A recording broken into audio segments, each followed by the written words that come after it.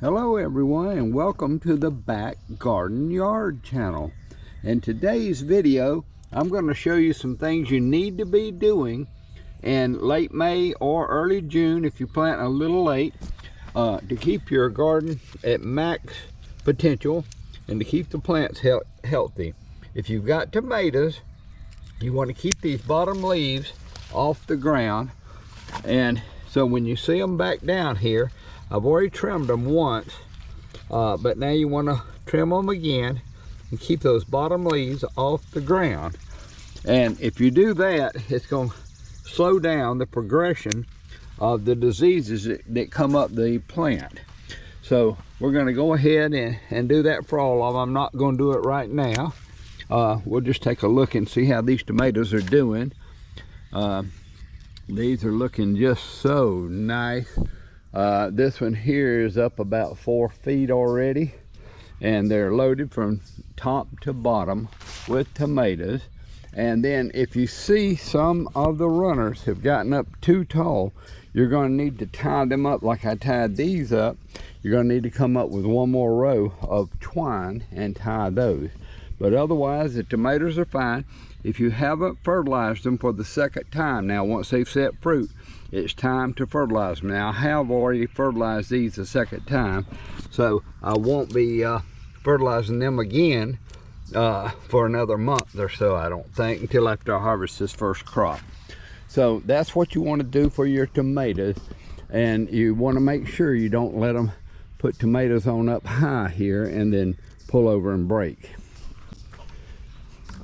Now these cucumber plants are just beautiful, and they have reached the top of the trellis.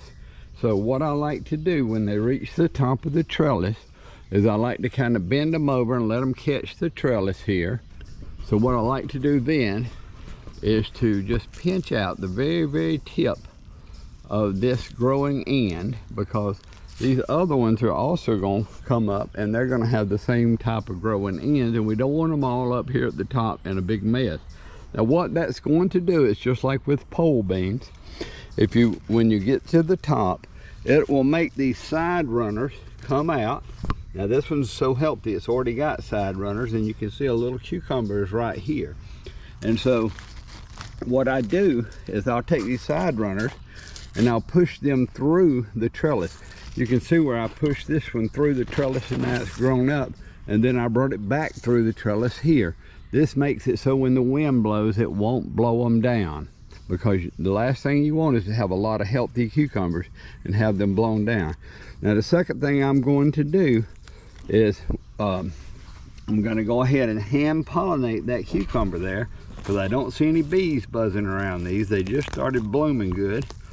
And so I pulled the petals off of that, and I'm going to take it and I am going to put it right into there and hand pollinate that cucumber. And probably in about 5 days, I'll be eating that cucumber.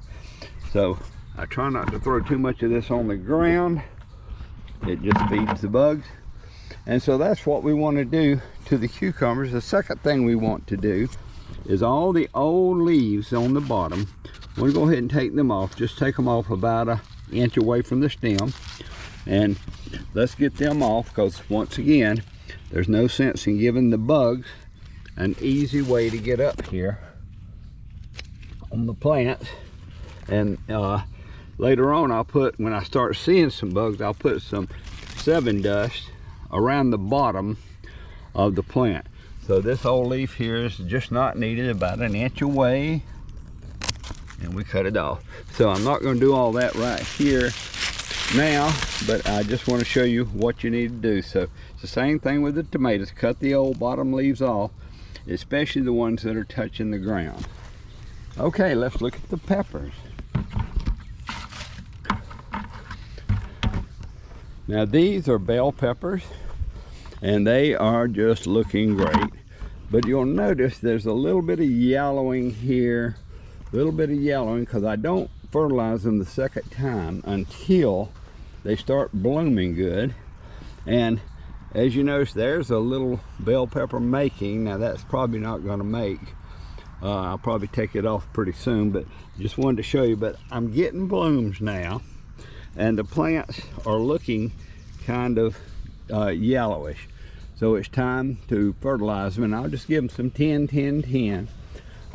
If you have 6, 12, 12, since you don't need that much nitrogen right now to grow leaves, you could give them 6, 12, 12 if you use that. But anyway, it's time to fertilize these peppers, and I'm not going to do that right now. I just wanted to show them to you, and it's time to do it though. And then these Asian peppers are just blooming up a storm. And once again, this one's really healthy and dark green, but this one's a little yellowish, and that's what we want to do. Is we want to feed them now, because they've done what I wanted them to do before I fertilized them again, and that is start blooming. You can see the little pepper here coming. So here's a little pepper that's actually going out. So it's time to feed the pepper plants. So that's really what I wanted to show you. Let's go ahead and if you've got time, I'll go ahead and show you all the way around the garden, and we'll go pick some zucchini and some squash. So here is my okra. The warm weather has made it just finally take off, and this okra row is looking good. And I went ahead and planted a new batch of okra in the back, and the reason I did that was because this is probably not enough okra. I've got friends that love okra, and I'm growing some for them also.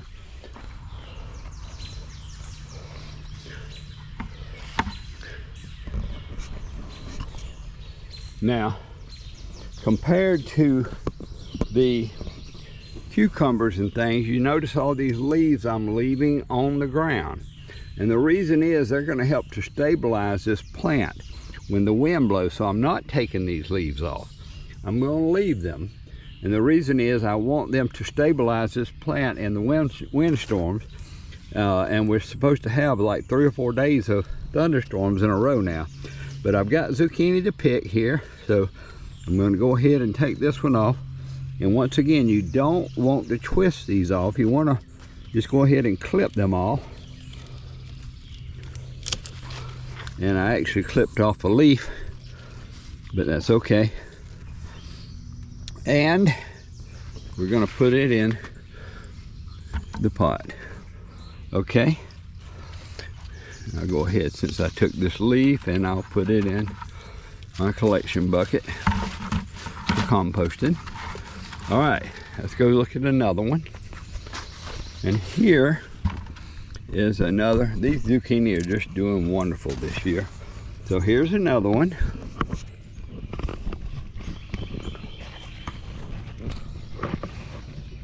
And I'm going to try to take it off without taking the leaf that's beside it, but I might take the leaf anyway.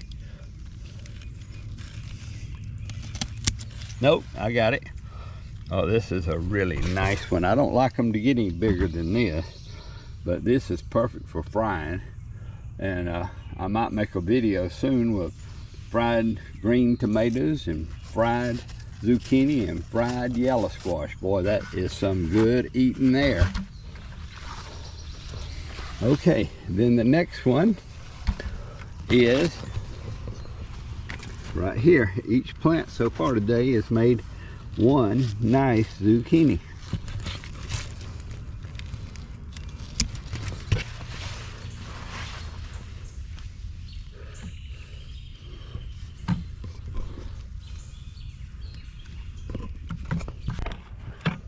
So once again, I've now got these beautiful yellow squash, and they are bearing. Now here's a twin. You don't ever see a twin in the store because for whatever reason they won't sell these, but that one is a co-joined twin. And here's a beautiful, these are crookneck squash. And here's a beautiful example. Just a beautiful crookneck squash.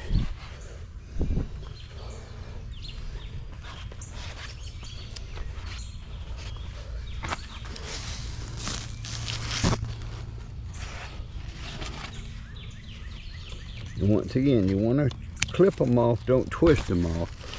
Especially these here, the base is very unstable to start with. And I've actually had storms to just uproot the plants when they're up like this. There's not a whole lot I can do about that.